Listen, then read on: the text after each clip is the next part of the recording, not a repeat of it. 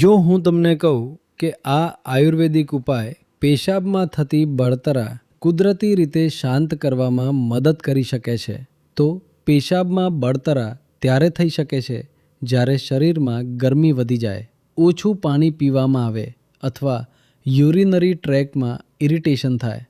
આ સ્થિતિમાં સૌથી સરળ અને દેશી ઉપાય છે ધાણાના બીજનું પાણી. રાત્રે 1 ગ્લાસ પાણીમાં 1 ચમચી ધાણાના બીજ નાખીને રાખી દો.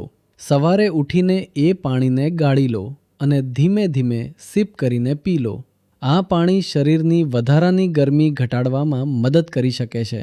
પરંતુ કેટલાક કિસ્સામાં માત્ર આ દેશી નુસ્ખો પૂરતો નથી. આવી સ્થિતિમાં એક ચોક્કસ આયુર્વેદિક કોમ્બિનેશન યુરિનરી ટ્રેકને અંદરથી સપોર્ટ કરીને સમસ્યાને નિયંત્રિત કરવામાં મદદ કરી શકે છે. જો તમે આ કોમ્બિનેશન વિશે જાણવા માંગતા હો તો કિડની કોમેન્ટ કરો. હું તમને DMમાં તેની લિંક શેર કરીશ.